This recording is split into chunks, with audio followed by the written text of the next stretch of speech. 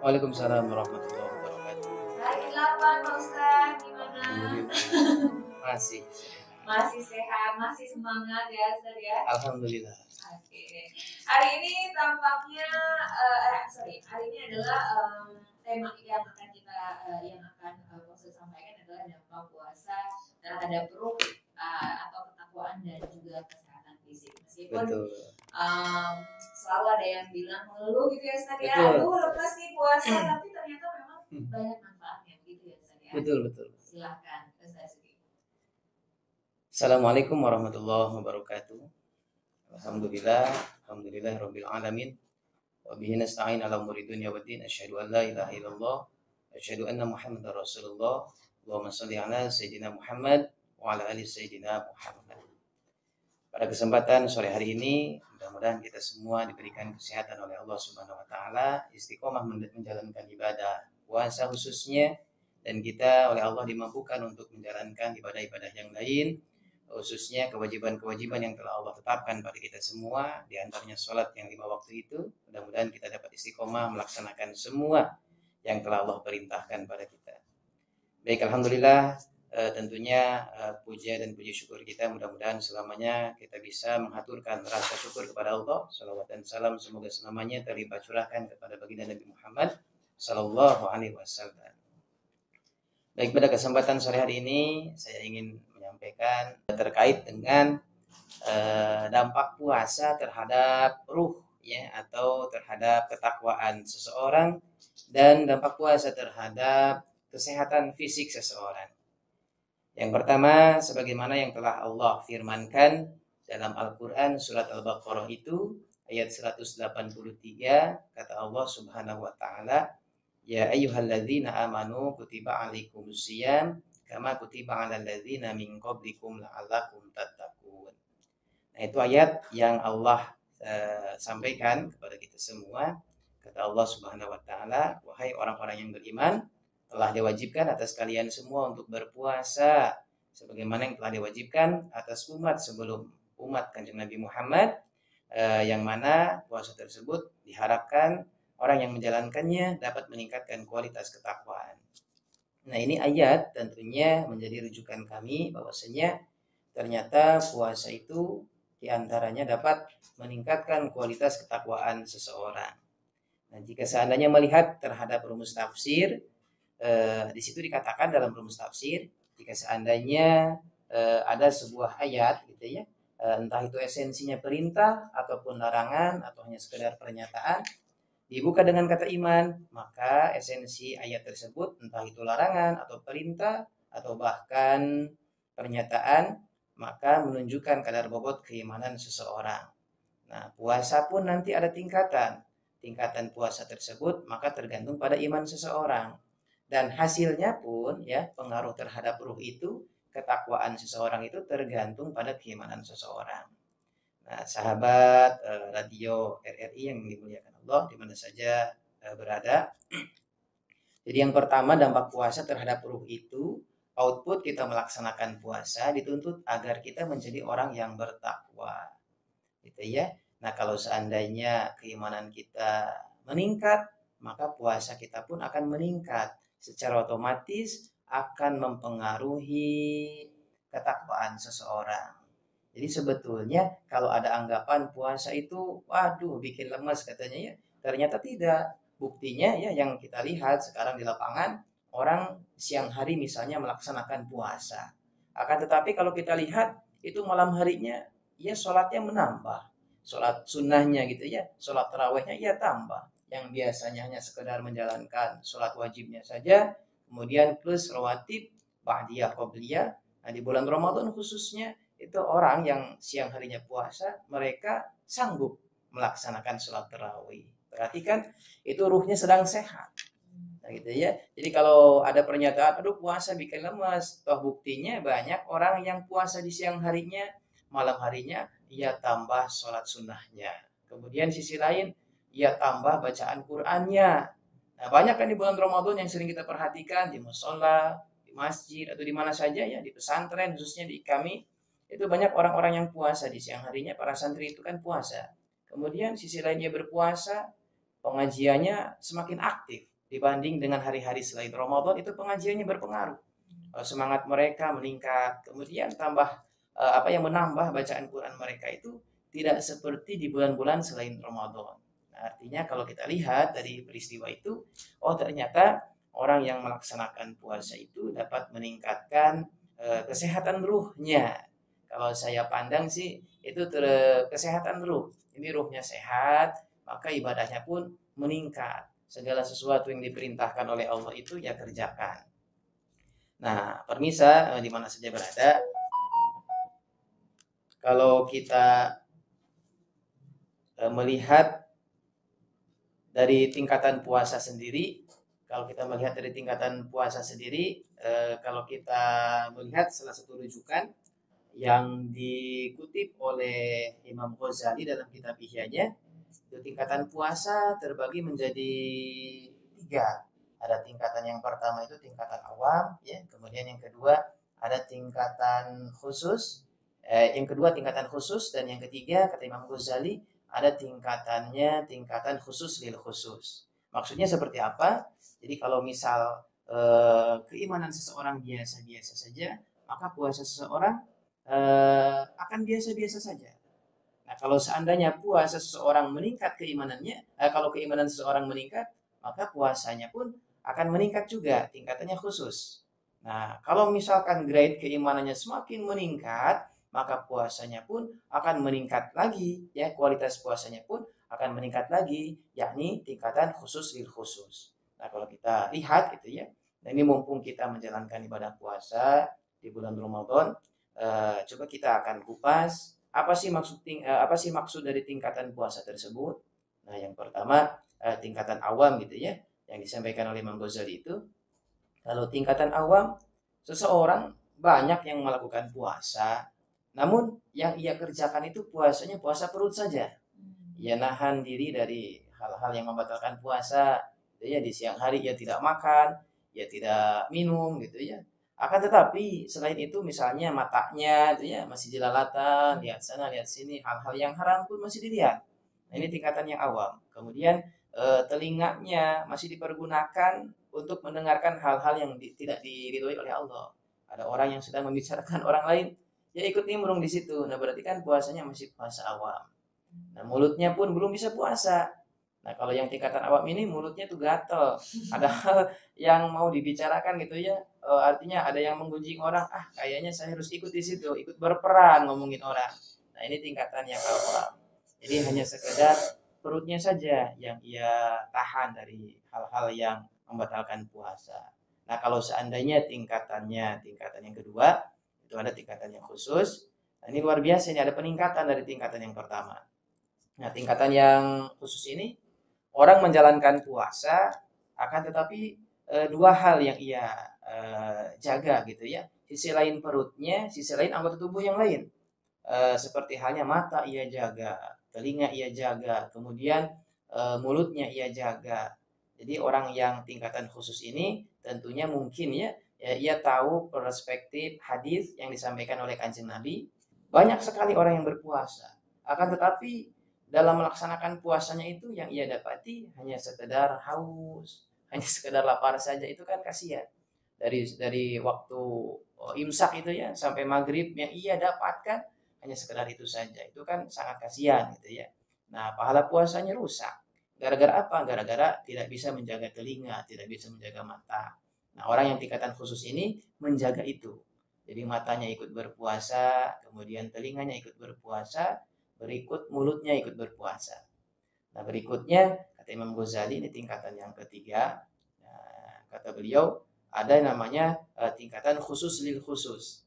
Nah, kalau tingkatan khusus lil khusus itu orang melaksanakan puasa, dan yang puasa itu zohiron wa batinan. Fisiknya berpuasa, perut, ya, mata, telinga, mulut berpuasa, dan di sisi lain aspek berikutnya hatinya ikut berpuasa. Jadi terkadang kan orang bisa menjaga telinga, bisa menjaga mata, bisa menjaga mulut, namun hatinya masih ada perasaan benci ke orang lain, ya, ada perasaan hasud ke orang lain. Nah, orang yang tingkatan yang ketiga ini khusus lil khusus itu insya Allah fisiknya berpuasa, kemudian batinnya pun berpuasa, hatinya berpuasa. Nah, kalau misalkan kita lihat nanti hasilnya, maka takwanya pun semakin meningkat. Dalam artian orang yang puasanya meningkat, imannya meningkat itu, insya Allah nanti sehat terhadap ruhnya. Nah, ini segmen pertama terkait tentang puasa berdampak terhadap kesehatan ruh. Oke, tadi ya teman berdua dan juga ternyata ya Gina baru tahu juga ya Kak, ternyata puasa itu dari tingkatannya ya Ustaz ya. Betul. Awam, khusus, khusus. Tapi Betul. kayaknya ya kebanyakan kita kayaknya kebanyakan puasa masih awam gitu ya Ustaz ya. Atau mungkin ada ciri-ciri tertentu kah Ustaz, atau hanya orang itu sendiri dan Allah yang tahu di mana tingkatan puasanya dia. Nah, sebetulnya maaf sekali ya, untuk kita itu tidak ada wewenang sebetulnya untuk menilai seseorang. Wah, kamu kayaknya puasa awam, kamu puasanya sudah khusus enggak. Nah, paling cenderungnya ke introspeksi diri sendiri. Nah, kita kira-kira posisinya di mana? Kalau saya sudah bisa menjalankan puasa, tapi mata saya belum bisa puasa gitu ya. Saya masih senang ngomongin orang walaupun siang harinya puasa. Nah, berarti kan kita tingkatan awam. Tapi masih mending orang yang berpuasa tingkatan awam gitu ya, itu mending dibanding orang-orang yang dikasih tubuh sehat ya, sehat secara fisik, pokoknya nggak ada cacat, artinya nggak sakit dah. Ya malah nggak puasa, kan banyak sekarang. Malah mereka maaf ya, masih banyak saudara-saudara kita yang di luar sana itu belum bisa melaksanakan puasa karena salah satu alasannya mereka sibuk dalam pekerjaannya misalnya ya, atau kegiatan-kegiatan yang lain mungkin yang menurut Islam itu bukan sebab untuk membatalkan puasa.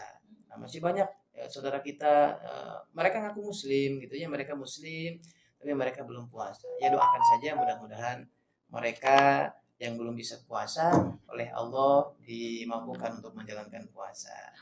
Gitu. Nah, untuk ciri-ciri sendiri kan kayaknya lebih cenderung kita introspeksi diri. Ya, kalau kita sudah bisa menahan mata, kita bisa menahan telinga dan mulut, berarti tingkatan puasa kita kan agak naik. Lumayan ya. Lumayan. Betul. Oke deh, nanti kita akan lanjutkan teman Pro 2 tetap di sini ya di Resor. Masih di Resor ya teman Pro 2 ya, dan tadi sudah dijelaskan sebelumnya oleh Ustaz Sugih ya tentang dampak puasa terhadap ruh ya. Nah, kalau sekarang terhadap kesehatan fisiknya seperti apa Ustaz? Silakan. Baik, alhamdulillah pada kesempatan hari ini kita akan lanjutkan kembali pembahasan kita dampak puasa terhadap terhadap ruh. Nah, ternyata ada dampak lain juga terhadap fisik. Nah, ini berawal dari beberapa keluhan dari masyarakat biasanya ya, aduh puasa menyebabkan mah gitu ya, sakit perut. Nah, ternyata kalau kita lihat dalam Islam itu ada salah satu hadis Rasulullah menyampaikan sumu tasihu, kata Kanjeng Nabi begitu, berpuasalah kalian semua maka kalian akan sehat. Nah, ini kan menarik sekali kalau kita bahas gitu ya. Ada pernyataan Rasulullah dalam hadisnya, kata baginda Nabi, berpuasalah kalian semua niscaya akan sehat. Wah, berarti kan kalau kita memandang dari hal ini, ternyata puasa itu bukan membuat sakit, akan tetapi membuat sehat. Nah, ini yang sangat menarik dalam memahami hadis. Sering saya sampaikan ke yang lain juga. Jadi ternyata segala sesuatu yang disampaikan oleh Allah, khususnya ya berikut yang disampaikan oleh Nabi, itu maslahat bagi yang melaksanakannya. Jadi membuat baik, insya Allah. Nah, seperti halnya Rasul mencontohkan gitu ya, makan menggunakan tangan kanan gitu ya, masuk WC diawali dengan kaki kiri. Orang-orang zaman sekarang itu banyak yang membuktikannya dan mengempiriskan hadis tersebut. Jadi ternyata dibuktikan secara keilmuan. Nah, ini satu hal dulu yang saya ingin sampaikan, seperti halnya makan gitu ya. Kan orang dulu sering ngomong ke kita gitu ya, jangan sembarangan megang nasi, nanti cepat asem.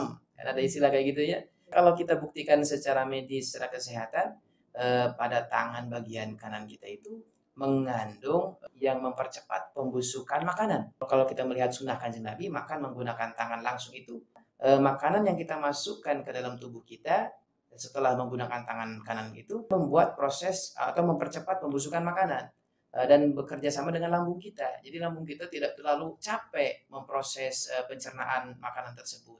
Nah, ternyata kan ada unsur baiknya. Nah, dalam tangan kanan ya itu ada unsur baik gitu ya. Nah, berikut dengan puasa. Jadi Rasul itu menyampaikan kepada kita semua, sumu tasihu, puasalah kalian semua maka kalian akan sehat. Itu ternyata betul. Saya pernah membaca salah satu jurnal yang digagas oleh para ahli. Itu esensinya di situ diterangkan puasa pertama itu manfaatnya adalah detoksifikasi tubuh.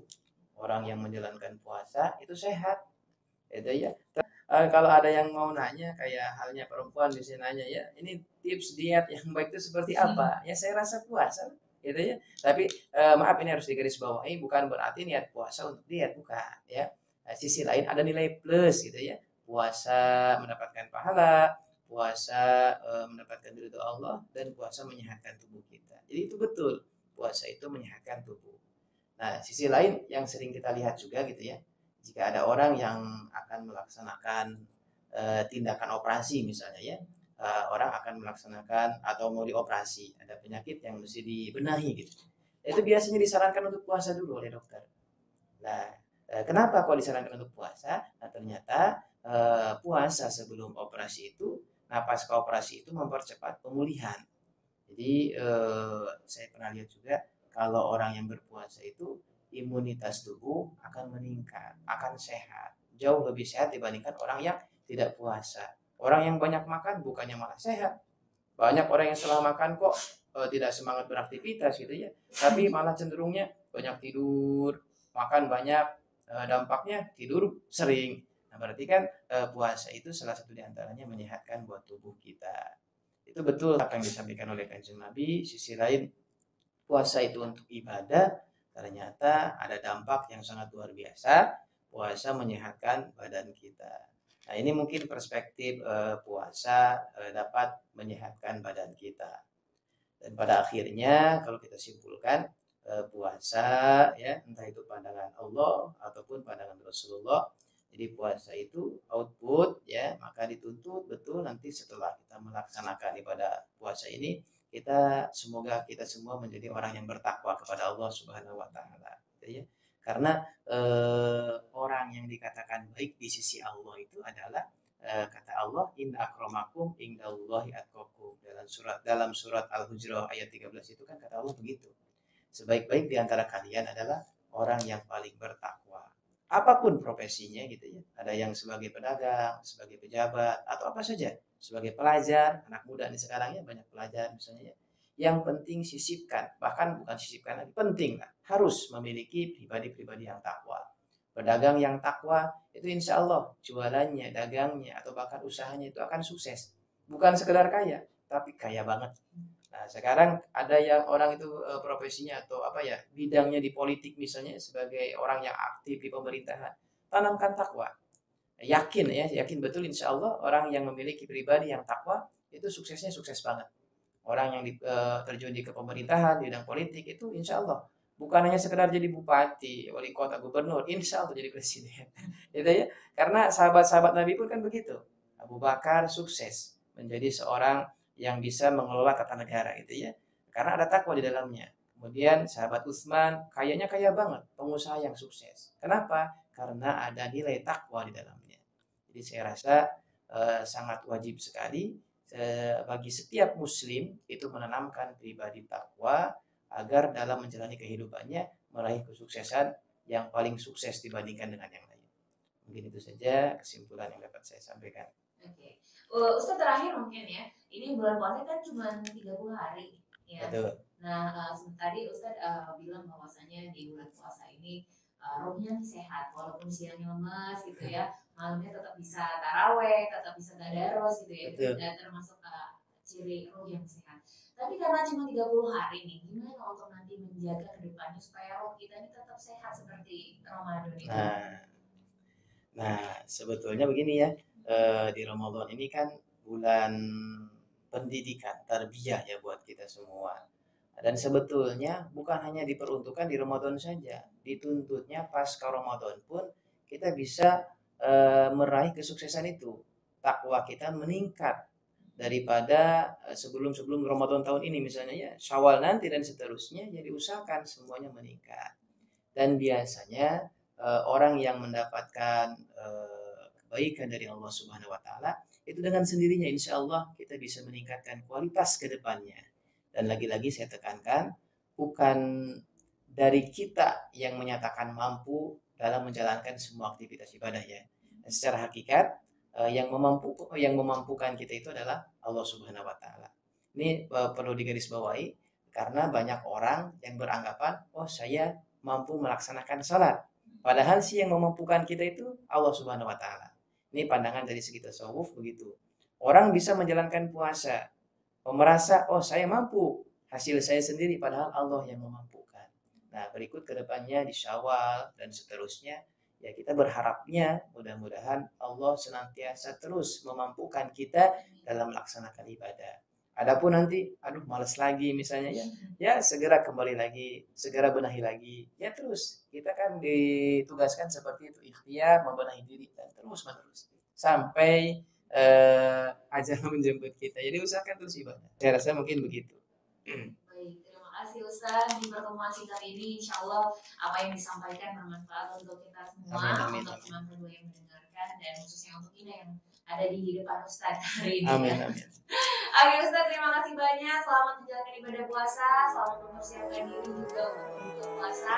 Selamat untuk keluarga Ustaz. Assalamualaikum. Waalaikumsalam warahmatullahi wabarakatuh.